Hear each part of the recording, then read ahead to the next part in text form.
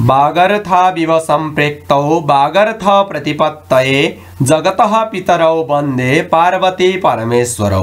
नमस्कार नारायण। आदरणीय श्रोता सज्जनबिन्दहरू, सदा झैं आज पनि यो माघ महिनाको अत्यन्त परम पवित्र शुभ अवसरलाई पारेर यहाँहरूको सामु श्री स्वस्थानी व्रतकथाको 27औं अध्यायलाई लिएर उपस्थित भएको छु।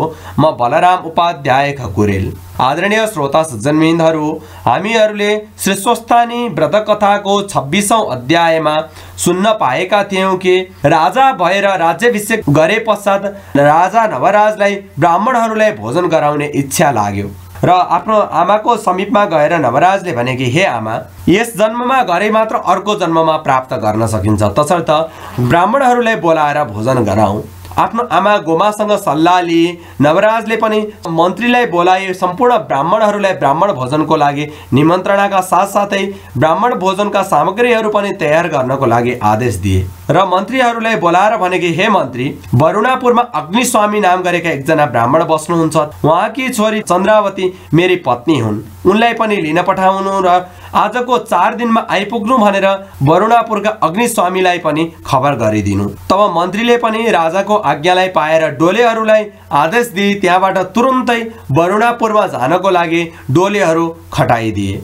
तत्पश्चात डोलेहरू वरुणापुरमा गएर अग्निस्वामीको घर पत्ता लगाई चन्द्रावतीसँग भेटघाट गरेर चन्द्रावतीलाई पालकीमा राखेर लावण्य देशमा आउनको लागि प्रस्थान गरे। अनकन्टार जंगलको बाटो आउनु पर्ने बीचमा डोलेहरूलाई भोग लाग्यो र डोलेहरूले स्वर्गका अप्सराहरू आएर श्री स्वस्थानी परमेश्वरीको व्रत गरेको दृश्यलाई पनि देखे र चन्द्रावतीलाई एकछिन यहीँ बस्नुहोस्, हामी केही भेट्यौं भने खाएर आउँछौं भनी पालकीको ढोका बन्द गरी त्यहीँ राखी आफू भने ती अप्सराहरू भएको ठाउँमा गए र अप्सराहरूलाई सोधी अप्सराहरूका साथसाथमै श्री स्वस्थानी परमेश्वरीको व्रत गरे र व्रतको अन्तिममा ती स्वस्थानी परमेश्वरीको व्रतको प्रसाद खाई डोलेहरू त्यहाँबाट पालकी भएतर्फ आए भन्ने सम्मको 27औं अध्यायलाई प्रारम्भ गर्दै कुमारजी आज्ञा गर्नुहुन्छ। हे अगस्त्य मुनि, डोलेहरू पनि चन्द्रावती भएको ठाउँमा आइपुगे र भने कि हे महारानी, स्वर्गका अप्सराहरूले श्री स्वस्थानी परमेश्वरीको व्रत गर्न लागेको देख्यौं। उनीहरूकै साथमा हामी पनि व्रत गर्न लाग्यौं, तसर्थ ढिला भयो, क्षमा गर्नुहोस्। तपाईलाई पनि श्री स्वस्थानी परमेश्वरीको प्रसाद ल्याएका छौं, लिनुहोस्। डोलेहरूले भनेको यस्तो वचन सुनि चन्द्रावती अत्यन्त क्रुद्ध भई राता राता आँखा गरी दारा केटी नागले निश्वास फेर्दा झैं सुस्केर हाली मत्ता हात्ती रिसाउँदा झैं ठुलो स्वरले गर्जना गर्दै भनिन् कि हे पापी डोलेहरू हो, मलाई यस्तो वनमा छाडी व्रत गर्न तिमीहरू लाग्यौ। सेवकको धर्म यही हो। यस व्रतले तिमीहरूलाई खाना दिन्छ। मैले त स्वस्थानी भनेको सुनेको पनि थिइनँ। त्यो कहीँकै देवता हो, त्यसले के गर्न सक्छ? तिमीहरूले मलाई नटेरेको हो। वनमा भएर मात्र हो, नत्र तिमीहरूलाई म तुरुन्तै मारिहाल्थे। कहिले पुगेली भन्ने हतपत्ताइरहेको मलाई ढिला गरिदेऊ। तिमीहरू अपराधी रहेछौ भनी बाँदर झैं दौडेर आए डोलेको हातबाट श्री स्वस्थानी परमेश्वरीको प्रसाद खोसी मुखले थुथु गरी थुकी गोडाले कुल्ची फालिदिन्। अब पनि यसो गर्यो भने तिमीहरूलाई अवश्य पनि म सजाय दिनेछु, चाँडो लैजाऊ भनी डोलेहरूलाई धम्क्याइन्। तब डोलेहरू अत्यन्त डराए, आँखाबाट आँसु खसारी केही पनि भन्न नसकी मनले श्री स्वस्थानी परमेश्वरीलाई सम्झी चुपो लागि पालकी बोकेर हिँडे। लावण्य देशको नजिकै सालीनाउ गरेको नदी थिइन्। त्यहाँ पुगे आधा नदी तरिसकेपछि श्री स्वस्थानी परमेश्वरीलाई निन्दा गरेको पापले अकस्मात कालो बादलले आकाश ढाकी मुसलधारे पानी पर्यो। ठुलो बतास आयो। चन्द्रावती साली नदीमा पालकीबाट खस्न पुगिन्। डोलेहरू भने श्री स्वस्थानी परमेश्वरीको व्रतको प्रभावले पक्षी रूप धारण गरी कैलाशमा गई आनन्दले बस्न लागे। जो मनुष्य श्री स्वस्थानी परमेश्वरीको व्रत गर्छ त्यसले नै कैलाशको बास पाउँछ। त्यहाँ उपरान्त चन्द्रावती ब्राह्मणी महापातकी भई पानीमा मात्रै लडिरहिन्।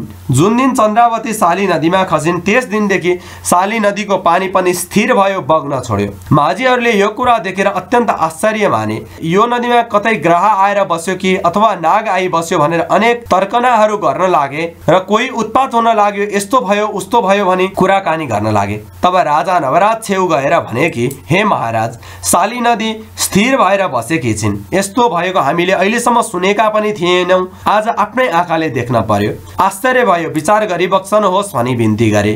माझीका यस्ता वचनलाई सुनेर नवराज राजाले मन्त्रीलाई बोलाई माझीहरूले भनेको सम्पूर्ण वृत्तान्तहरू सुनाई साली नदीमा प्रस्थान गरे।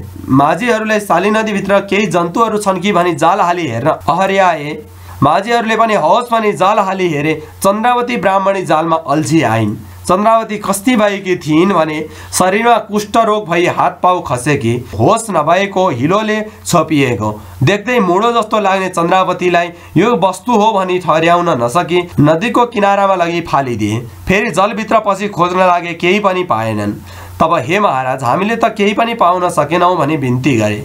त्यसपछि नवराज राजाले भने, हे गङ्गे, तपाईँ किन स्थिर भएर बस्नु भएको छ? मैले जान्न सकिनँ, मदेखि प्रसन्न हुनुहोस् भने हातमा अर्घ लिई पारो नवरत्न समेत गरी गाईको दुधले अर्घ दिए। राजाले अर्घ दिनासाथ शाली नदी पुनः पूर्ववत बग्न लागिन्। त्यो देखि नवराज राजा पनि अत्यन्त आश्चर्य मान्न पुगेर समय नागरिकहरूका साथ आफ्नो दरबारतर्फ प्रस्थान गर्नुभयो।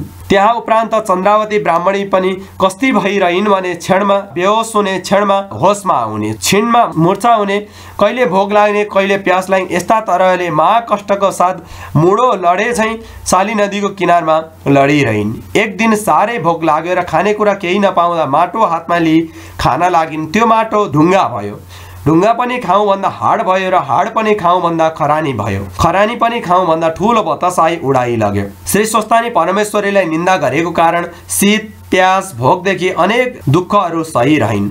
त्यहाँ उपरान्त नवराज राजाले आफ्ना राज्यमा भएका सम्पूर्ण ब्राह्मणहरूलाई निम्तो गर्न पठाई ब्राह्मण भोजनको तयार गरे। नवलपुरका कपिल नाउँ गरेका ब्राह्मण दाजुभाइ पनि राजाको घरमा ब्राह्मण भोजनको लागि त्यही बाटो हुँदै जान लागेको चन्द्रावतीले देखिन् र भनिन् कि, हे ब्राह्मणहरू, तिमीहरू को हौ, कहाँ जान लाग्यौ? तब ब्राह्मणहरूले भने, हामी कपिल नाउँ गरेका ब्राह्मण हौ। लावण्य देशमा नवराज राजाले ब्राह्मण भोजनको निम्ता गरेका छन्, भोजन गर्न भनेर जान लागेका हौँ। तब चन्द्रावतीले भनिन्, हे ब्राह्मणहरू, 5 दिनदेखि मैले केही पनि खान पाएको छैन। यदि तपाईँहरू भोजनमा जाने भए मलाई पनि केही मागेर ल्याइदिनुहोस्, तपाईँहरूलाई पनि पुण्य मिल्नेछ। तब ब्राह्मणहरूले भने कि, हे पापिनी, अहिले हामी यसै भन्न सक्दैनौँ, किनभने राजाको दरबारमा के कस्तो नियम हुन्छ हामी केही पनि जान्दैनौँ। तसर्थ हाम्रो आश चाहिँ नगर भनेर ब्राह्मणहरू लावण्य देशमा गए। नवराज राजाले सम्पूर्ण ब्राह्मणहरूलाई पूजा गरी दक्षिणा दिई भोजन गराए। भोजन गरिसकेपछि ब्राह्मणहरू नवराज राजालाई आशीर्वाद दिए, आनन्दले आफ्ना आफ्ना घरमा गए। नवलपुरका कपिल ब्राह्मण 2 भाइ भने, अघिको कुरा सम्झे, अब यसै जाउँ भने त्यसले आशा गरिरहेकी होले, लगिदिउँ भने के गरी मागौँ भने केही भन्न नसकी कहिले भोजन गरेको ठाउँ कहिले यता कहिले उता गर्दै बस्न लागे। त्यस्तो तरिकाले बसेको देखि गोमा रानीले भण्डारीलाई बोलाएर भनिन् कि, हे भण्डारे, ती ब्राह्मणहरूले खाना पाएनन् कि सन्तुष्ट भएनन् कि सोध।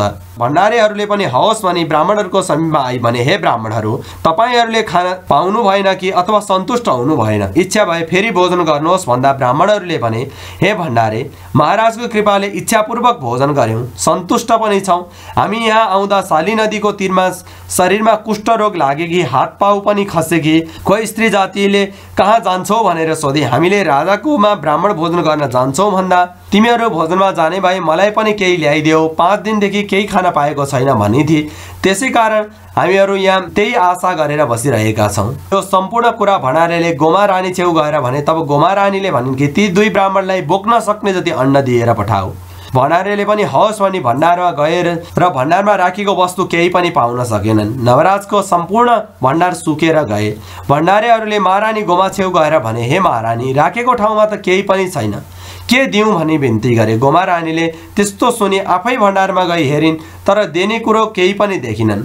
तब आफूलाई नै भनी पकाएर राखेको भात दिएर पठाइन्। भण्डारीले पनि हवस् भनी भातले ब्राह्मण छेउ गई भने, हे ब्राह्मण हो। त्यसको नाउँ गर्ने बित्तिकै राजाका सम्पूर्ण भण्डारका वस्तुहरू सुकि गए, राखेको ठाउँमा पनि केही पाइएन। यो महारानीलाई भनी पकाइराखेको भात छ, लगिदियो, अरू थोक केही पनि छैन। ब्राह्मणहरू बहुतै शरम मानि त्यो भातले दरबारदेखि निस्केर जाने बित्तिकै राजाका सम्पूर्ण भण्डारहरू पूर्ण भएर गयो। जहाँ जे राखिएको थियो त्यहाँ सबै कुरा देखियो भनी कुमारले अगस्त्य मुनिलाई बताउनु भयो। सुन्यो हे अगस्त्य मुनि, जसले यो 27औं अध्याय माघ महिनामा पाठ गर्ला अथवा सुन्ला त्यसले आफ्नो मालिकको मान बढेको सुन्न पाउनेछ। स्कन्द पुराण अन्तर्गत केदारखण्ड स्वस्तानी माघ महात्म्य कुमार अगस्त्यजीको संवाद नवराजद्वारा ब्राह्मण भोजन गराएको कथा प्रसङ्ग यो 27औं अध्याय शिवचरण कमलमा। शिवार्पणमस्तु।